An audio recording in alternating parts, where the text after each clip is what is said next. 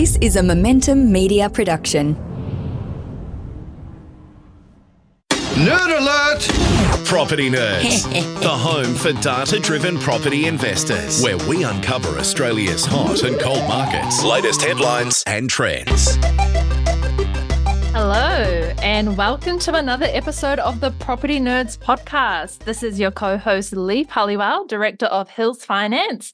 And today I'll be taking the limelight and taking over the podcast, where I'll also be introducing a very special guest. But firstly, before we dive into that, I would like to share some very amazing news that InvestorKit has won Real Estate Business Award last week as Buyers Agency of the Year for 2024.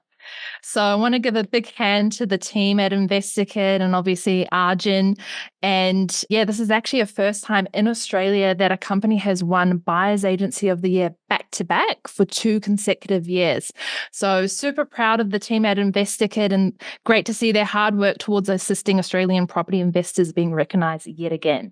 So with that being said, if you are looking to take your property portfolio to new heights, you can learn more from a consultation with the InvestorKit team by reaching out to them on their website, which is investorkit.com.au, and booking a free call. So now for today's podcast, I would like to introduce our special guest today. And he's a great talent. Think straight talking, pommy, Gordon Ramsay type who loves the real estate industry and is passionate about auctioneering and helping people navigate the often nerve-wracking experience of buying a property. With his extensive experience in auctioneering, sales, training and business development, he brings a wealth of knowledge and insights into the real estate market. And I think our audience today is really going to enjoy this. So today we have Andy Reid, Australia's #1 auctioneer, with us. Welcome to the Property Nerds, Andy. How are you? How are you doing? Very, very well today. And Awesome. Very excited to dive into our topic with yourself. So, yeah. We're going to pick your brain. So for today's topic, Andy, essentially, I want to get some insider tips from you for property buyers and how property buyers can secure a good deal at auctions. And I guess some practical strategies and tactics to navigate the competitive bidding process successfully. So firstly, Andy, could you take us back through your journey of becoming an auctioneer? Yes. So I got thrust into real estate sales in 2010. And then my then father-in-law actually took me aside one time and said, Andy, I've booked an auction for you. And I thought I was running the campaign. And this was in 2012. And he looks at me, gone out. He looks at me like, you don't quite understand what I'm saying here, dear. And I went, oh, what's there to understand? And then he goes, no, you're calling the auction, Andy, in 2 weeks. I went, oh, okay, no, all right. I did not see that one coming. And he just had this knack, right? Bless him, because he's not with us anymore. And he had this knack of recognizing when someone was going to be good at something and then just throwing it at them. And so he threw this first auction at me with 2 weeks' notice. I'll never forget, 4 Sharp Street, Cranmer, Victoria.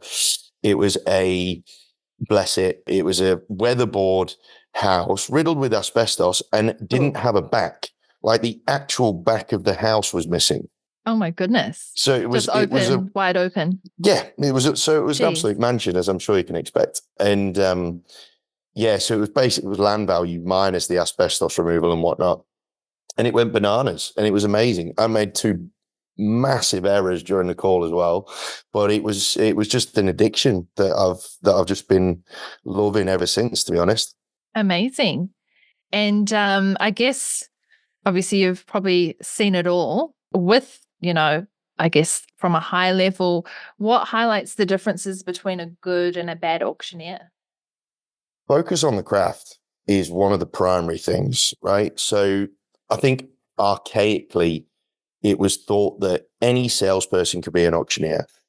The skill sets from being a salesperson to being an auctioneer to being a buyer agent to being a financier to being whatever is so different. It is so incredibly different. It's a completely different skill set. And the problem is a lot of sales agents still feel that they can just turn into an auctioneer without putting any effort in. Like, I know the amount of hours that I've put in. It's thousands and thousands of hours of practice that I've put in to get to the point where I'm at. And even though in Melbourne, I call more auctions than the vast majority of auctioneers in town, I'll be the one that's probably practiced more than anyone else on a weekly basis, even now.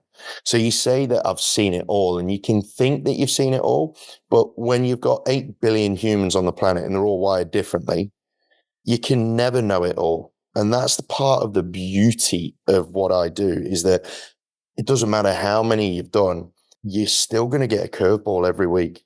And it's so much fun to be kept on your toes by your job that constantly. 'Cause it keeps it fun. It keeps it interesting the whole time. It's the best gig. I feel so lucky that I found it, to be honest, or it found me. Yeah. And I guess there's definitely got to be a knack of drawing the attention in from the whole room, or, the whole For sure. audience of people, and communication, bringing people to decisions as well. A lot of emotions involved. Of course. I mean, public speaking, first and foremost, Yes. and that's something that we'll come on to in a bit when it comes to how buyers can help themselves a little bit, actually. The whole concept of public speaking, I think, is something that people don't realize when they're in the industry and then they become an auctioneer. That's the first thing that whacks them around substantially. Mm-hmm. And I think one thing that a lot of people need to do if they want to become an auctioneer is they need to go do some public speaking courses first off, because the skill of public speaking in terms of that, like you said, that engagement, building an energy, maintaining an energy, actually understanding and being able to comprehend the energy and knowing what you need to do, whether you need to shove a rocket up it or whether you need to calm it down, or all those sorts of human dynamics that are at play beyond the transaction. Are real key defining factors as to what makes a property go from, say, $1 million to 1,050,000 or 1,070,000 or 1.1 something, right? And so the transaction is one component, but then there's a whole bunch of stuff that goes beyond it, which is to do with humans. It's got nothing to do with the transaction as such. The consequences of either understanding it or not play a huge part in where that end result lies. Big time. I've seen a lot of emotions at auctions involved, and there's definitely a lot of emotional intelligence involved in your role as well, reading the room and the people, right? No, there is. And honestly, I think this is where I need to thank my parents, because my parents were both police officers. So they taught me from a really young age to understand what's being said on the playground without actually listening to the words that are coming out of people's mouths. So being able to read and understand what's going on in a dynamic. And it was actually from, back when I was actually getting bullied. Yeah, I got bullied quite badly when I was young. I was sort of 7, 8, 9 years old. And they were teaching me how to understand the dynamics of what's going on so that you can, in advance, extricate yourself from potentially damaging situations. And from there, it just sort of grew, through a hospitality game and, understanding human behaviors, particularly when under the influence. And now I find myself here. Fantastic. So, Andy, could you take us through some tips as to how buyers could secure good deals at auction? Fail to prepare to fail, right? That's probably one of the biggest ones. If you really want to put yourself in the best position to take advantage of what's going on in the marketplace or at the coalface of an auction, all the work has to be done beforehand. You can't just rock up and magically make things happen. And what I mean by preparation is it's not just hitting Google or realestate.com or Domain or whichever website you're looking on for your information, or even like the likes of RP Data, right? There's no point just looking on the internet. That's only part of the game. You've got to get out into auction land. You've got to get out on a few Saturdays, have a look at the dynamics of what's going on, familiarize yourself with what's going on as well, because as I'm sure Lee, like, humans act very differently when put under pressure. And if you can familiarize yourself with the energy that's in the environment and the dynamics at play, even if like the really astute people that are out there trying to do well, is if they see a property that's coming on in, say, 3 weeks' time, a really cool thing to do is to find out who's going to call the auction and actually go do some homework on that auctioneer as well, because each auctioneer's got, I mean, look, there's a load of auctioneers that run to a set plan.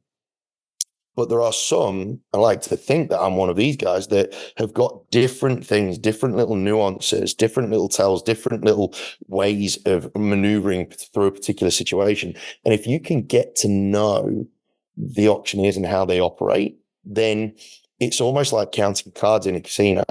You can sort of predict what's likely to happen. And if you can predict what's likely to happen with a greater degree of accuracy, you can get yourself ahead of the game and be able to act accordingly. So preparation is everything. I mean, and I hate to say, like, I hate to throw in as many cliches into one short thing as I can, but knowledge is power. If you can get to understand the agent, the auctioneer, as well as the marketplace and the dynamics and whatnot, you get yourself in a really good spot. And also on top of that, learning the legislation. So, for example, in Victoria, and I think this is common all through the country, highest bidder gets that right to negotiate. Right. And as a buyer, if you could put yourself in that position, you've got a vendor, you've got a seller who is at a peak emotional state in terms of their desire and motivation to sell the home. Their potential for accepting the situation and therefore being more accommodating when it comes to the negotiation side, it probably won't be as high as when it is at the auction. So understanding the nuances of the legislation so that you can potentially put yourself in the best spot, which is that right to negotiate, and go one-on-one with a seller who's peak state, wants to get it done. You can get yourself in some really good positions, but you got to put the work in. It's like with anything, nothing good comes easy. And it's the same with this sort of situation. You got to put the work in. You got to find out how the game's played. And I don't want to say it lightheartedly. It's not, I refer to it as the game, not in a sense of it's obviously significant transactions in people's lives and whatnot. So we're not playing that down. But if you can look at it like a game, then your brain goes into a game playing mode where you can look to see how you can win as opposed to just how you can buy. Exactly. It's like, how do you move the pieces on the chessboard the most strategic way? Big time. I guess so. If you're going to go in and do your research on an auctioneer, how would you go about doing that? Most auctioneers now have some video content on YouTube. Yeah, I've noticed a lot of live videos as well, even on their Facebook page or whichever, right? There's a lot more live stuff going on now as well. Absolutely. Yep. There are, in each state, as far as I'm aware, there are organizations, there are definitely in Victoria, there's organizations that go around recording live auctions and they've got their own YouTube channels and what have you. So, for example, I know that Auction Reporters down here in Melbourne, they do, and FYI, I've not got a commercial relationship or anything with them. So just as a little disclaimer there, but I know that they have guys on the ground recording lives, recording pre-records, and then adding to YouTube. And they've got a real bank of auction videos from Melbourne. But then you can go onto Facebook and just do your homework on them. Like just do Google the auctioneer, for example, and you'll see all sorts of stuff, providing that they see auctioneering as a key part of their game, as a key part of their makeup. If you do a Google of an auctioneer and you don't find anything, it means that they really have very little to no focus on the craft of auctioneering. And therefore, they're probably going to be really, really basic callers. And if that's the case, if you can't find any information on them, chances are you might have yourself an opportunity to go well. If they're very, very basic and they have one set plan, and if you deviate from the plan, then they'll go to water, which can be really, really good for buyers. I know from Arjun and I's experience with some properties that we've purchased our portfolio, and obviously for Arjun as part of InvestorKit Buyers Agency, is we notice in terms of when you come in hard and strong at the outset. So say, for example, the reserve is, I don't know, we're in Sydney, so the reserve is 1.6. $18 million. Let's say 1.6 mil for Sydney purposes, and you come in strong with because most people want to try lowball it, I guess, from a psychological point of view, because you think if I start low, then it will take me longer to get higher, right? Yeah, it'll run out of pop. It'll run out of steam and stop short of my budget, right? But it doesn't. It's interesting that quite often, or not, it may not be that. But so a strategy that we tend to use is going in hard and strong at the very outset. So, for example, if it was 1.6 reserve, maybe just do 100K less than that, come in 1.5 strong, and you kind of blow out the people that aren't really serious buyers at the auction. Do you have any tips like that for the buyers that, you've seen some strategies that kind of win time and time again when you're a serious buyer at an auction? Look, obviously it's budget dependent. If you've got the budget to be able to go into battle, right? One of the best strategies, and this might sound a little bit counterintuitive, but if you've got an auction that you've got the firepower, but you're facing a fair amount of people, a really, really good way that I've seen, and it's been done to me 3 times, and they've been really tough auctions to actually get going after that, is they actually put a bid in either on the reserve or after the reserve. Right. And then shouted, and this is the critical piece, is it on the market? Right? Now, for a lot of auctioneers, they assume that people are going to start low and build it up, right? And anything away from that tends to catch them on the hop. So the 3 auctions where I've had someone just go swinging for the fences with the very first bid, what that did, and I felt the energy each time, what that did was you could almost hear the deflation that was emanating from 5 or 6 buyers, right? That were kind of hoping, that didn't, they might not have the budget to go all the way, but they had the budget to give them hope. And then someone's just come in and just burst several bubbles in one go, right? And it almost turns into a ghost town after that first bid. And for me as the auctioneer, and like I said, feeling the energy just dissipate instantly from that crowd, really reining my energy in and slowing it right down, and almost starting it from scratch again, where I've got to start to manufacture and get the energy going back up and up and up and up and up to get people back in the game. Really reining in my bidding increments and whatnot. So it gives people every chance to just give themselves some sort of hope. Those 3 options are really difficult, really, really difficult. And now, thankfully, we managed to get the engine turning over. But I don't want to say this to sound like an arrogant person in any way, shape, or form, but I think the majority of auctioneers would have floundered and fallen, and they probably would have knocked it down or not got very far past that, because they wouldn't have known what to do, and they wouldn't have been able to feel the energy. They'd have just seen, oh, right, we're on the market. Okay. So there we are. And they'd have sold it because they've gone, right, I've done my job, sort of thing. Yeah. So they would have. They'd have thought, oh, quick paycheck this time.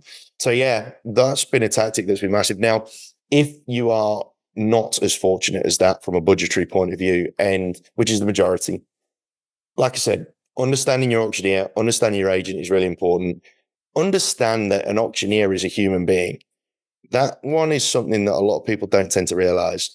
And so before the auction begins, when you go there, a really cool little tip, go and introduce yourself to the auctioneer. Say hello. Yeah. Tell them who you are. Tell them that you're excited, right? You don't have to show them your bank account, right? So I'm not telling people to give away your game, but just show some love to the auctioneer, because when the auctioneer is under pressure, they will bias towards people that they have an affinity with, if there is any affinity out there. Like that's, again, it's in their human nature when under pressure to try and find a safe space. And if you as a buyer provide some semblance of a safe space for them, then when it gets to the really, really needle point, if you need a little bit more time, they're likely to give you a little bit more time, and they're likely to drag it out for you. Whereas if you're a buyer that's been an arrogant person. And I'm not sure whether I can swear on this though. I'm really trying hard not to. But if you're a buyer that's trying to be all alpha about it, right, and try and be all like, I'm the boss, you're not the boss, the auctioneer will win, right? The auctioneer's got the power. And by will win, that could mean that they might cut their nose off to spite their face and just make sure you lose. Yeah. Because you've been a to them, right? So they can do that because there are a lot of egos in the auctioneering space and in the agent space, and you don't want to dent that. So it's best off that you appeal to it a little bit, right? So go say hello. And then the other thing, when you're in the auction, for me, having yourself, when it comes to that preparation piece, having yourself 3 clear check marks in your budget is a really cool way to go. So I refer to them as, your bargain level, your value level, and then your stretch level. And then within those 3 levels, you know that you can play hard. You can go for it a bit more. You can be a bit more confident when you're in between that bargain or below bargain, or in between that bargain to the value level. You can be a little bit more confident. You can be a bit more stronger in your bidding. You can have it in your head and play the situation out. And then your increments can be nice and big and strong and bold and whatnot. And when you get between value and stretched, that's when you might want to look at trying to break those increments down a little bit and whatnot. Because like you said, a lot of people try and start really low, but they also try and start to break down increments possibly a little bit too early. And if you're up against an auctioneer that's worth their salt, and a lot of them might not be, but if you're up against an auctioneer that's worth anything, they'll knock back your first 1 or 2 attempts at trying to break them down. And that shows a level of weakness to other buyers if you're not careful. So you might be thinking that you're doing yourself a favor by challenging the increment of the auctioneer.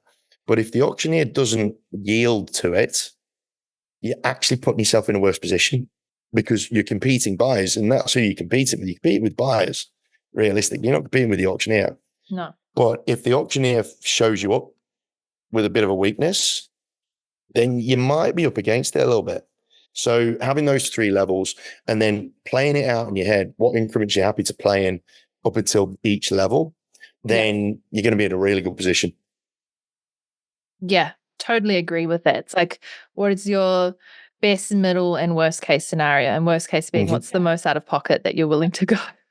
And I love that tip. So you should just walk in as if you're trying to collaborate with the auctioneer.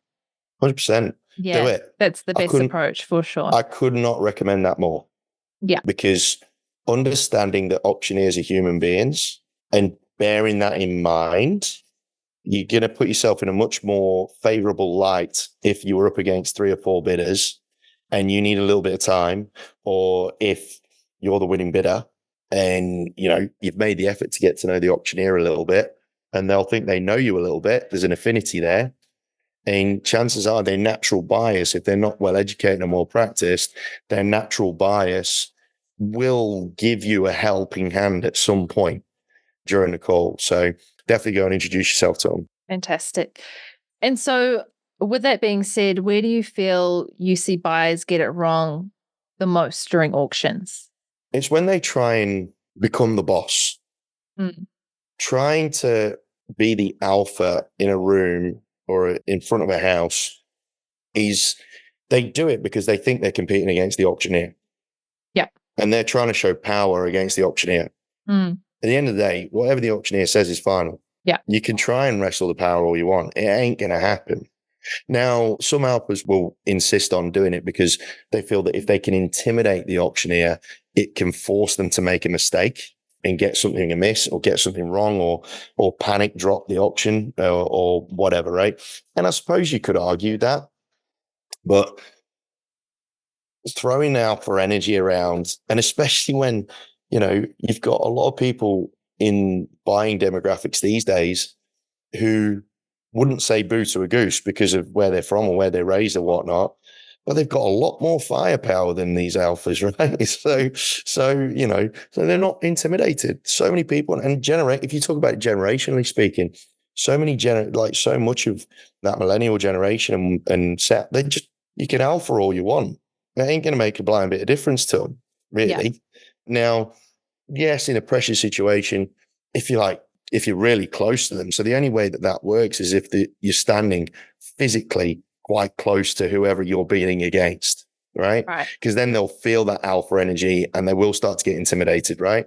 But a word to the wise, if you start to do that, then people start to put restraining orders on you, which possibly isn't the best idea in the world. And trying to be an alpha from the opposite side of the crowd and you're going against the bidder that's on the other side, it ain't going to work because all your alpha and all your alpha energy is going towards is the auctioneer. It's just not going to fly. No, definitely not. And so there's this term passing in, right? So passing in for the listeners is essentially when no one wins the auction, essentially, at the end of the day. So as an auctioneer, how often do you see passing ins take place at auctions there, Andy? Every weekend. And this is the hilarious thing about passings, right? Is that the perception of a pass-in is, and this is like the public perception, but also within the industry to a certain extent, which is a big mistake. A lot of people see the pass-in as a sign of weakness. It's not, and it shouldn't be. We should not fear the pass-in. We shouldn't, and buyers shouldn't fear it. Vendors shouldn't necessarily fear it unless the bank's coming knocking on the door the next day, right? Which is an extenuating circumstance. But in a normal sale, the pass-in should just be part of a process. So whenever I talk to my vendors, one of the first things that I say is that my job as the auctioneer is to not drop the hammer. My job as the auctioneer is to test the market and to maximize the value of your asset, Mr. and Mrs. Seller. Okay. Now, whether that is under the hammer or after the event is actually irrelevant to me. It's irrelevant because for a vendor, and I've done this on numerous occasions where we've purposefully passed in because the agents come in during a break, for example, and said, look, they're my buyer. They're the highest ones here. I'm just worried I've not got enough people around them to push them to where I think I can get them to. If that's the case, and that shows a real professionalism from the agent, by the way, that shows a real desire to want to do well by their clients, right? They're the real players in the game. Then you want to pass it in.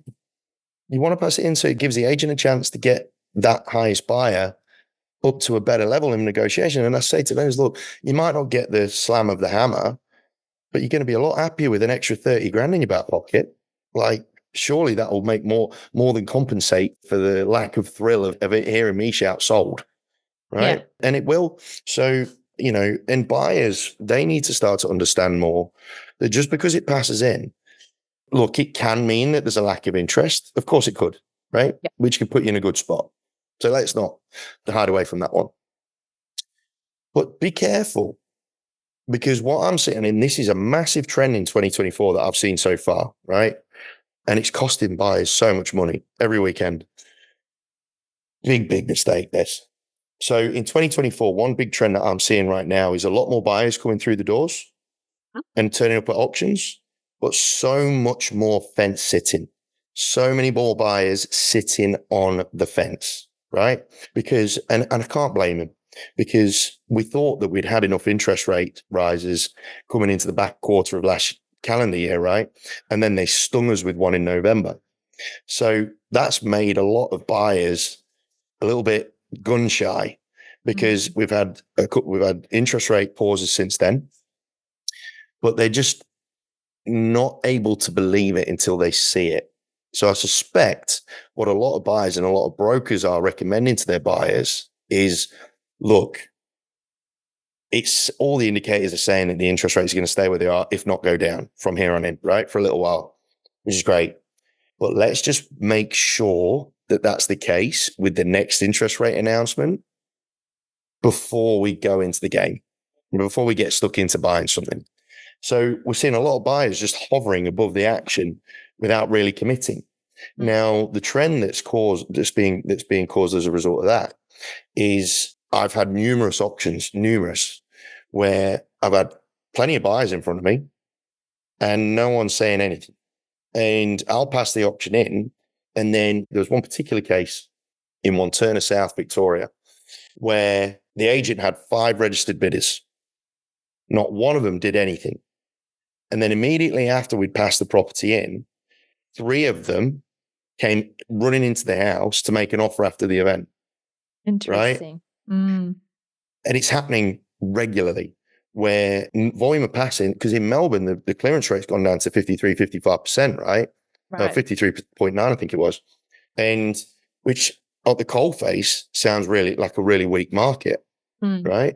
But it's not telling the whole story, because immediately afterwards, that 1-in-1 Turner South, we'd passed it in at, I think it was 1.61. I think it was. Yeah. It sold for 1.7. Like all three buyers saw other like, because couldn't hide from them. Literally had to have a bedroom for each one. Yeah. And they ended up costing themselves a hell of a lot more money, as opposed to winning the right to negotiate, or at least throwing their name into the hat and giving themselves a shot of controlling their own destiny. If you don't bid, you're giving up a chance to take control of your own destiny a little bit, to be honest. And if one of those buyers had stuck their hand up and just won the right to negotiate from me, because I wouldn't have passed it in at that level. I'd have actually passed it in a little bit. I'd have actually passed it in to them at a slightly lower level if they'd have bothered to come in, right? So if they'd have put in an offer, if they'd have put a bid in at, say, 157, the agent would have probably been inclined to negotiate with them from that level. Interesting. So you've got to be so careful that just because there's no bids doesn't mean you're in a strong position. It really doesn't. And I've seen it. I've seen at least one case of that every weekend in 2024. And that is without exaggeration. There you go. So that's quite a high percentage of pass-ins there. Massive percentage, but I don't care. Like, the clearance rate's a fallacy. It's a fallacy. Like, yes, it gives you a bit of a macro overview as to what's happening at the coalface on auction day, but and this is where the media and the industry, really, we've got to move ourselves away from holding the clearance rates as the be all and end all of the market. Yeah. It couldn't be further from the truth.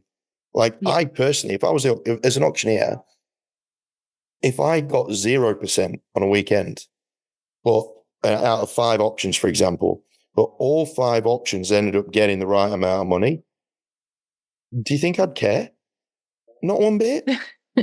Couldn't care less, because that's my job. My job is to maximize the value of the auction. It's not to just slam the hammer and run off to my next one. It's not my job. It shouldn't be an agent's job. It shouldn't be an auctioneer's job. An auctioneer's job is to test the market to the fullest of its extent. And it's a real big challenge that the real estate space has as an industry, not as a consumer base, but as an industry.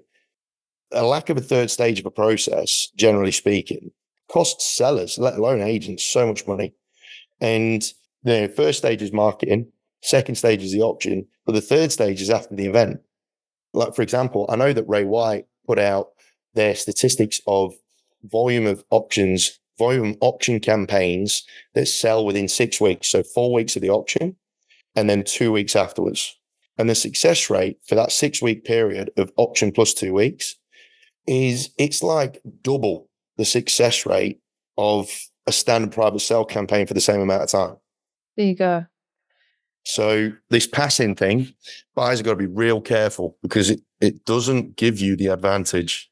It's not a true indication of, because the perception is the auction is a live update of what the market is for that, the interest in that property, but it doesn't seem that's the case. True. Yeah. It's not true. It's not a true indicator. And to show how much stupid it is that we as an industry hang our hats on it as much as we do, all you got to do is look at the reporting bodies for it, right?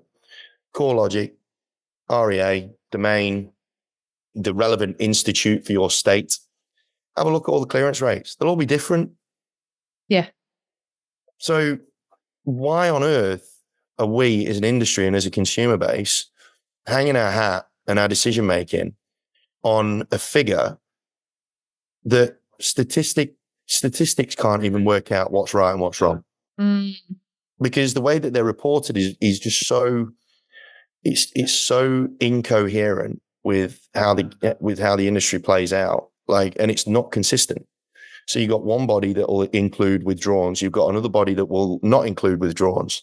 You look at the bottom of, so say for example, you go on realestate.com and you look at the clearance rate for Sydney, for example, and it will say 70 odd percent or whatever it is, based on 800 and something set reported sales. But then it will say a little thing at the bottom that says 400 haven't been reported yet. Basically, this is 800 of 1,200 auctions that were scheduled to go ahead. That's a third of your data not even accounted for. Yeah.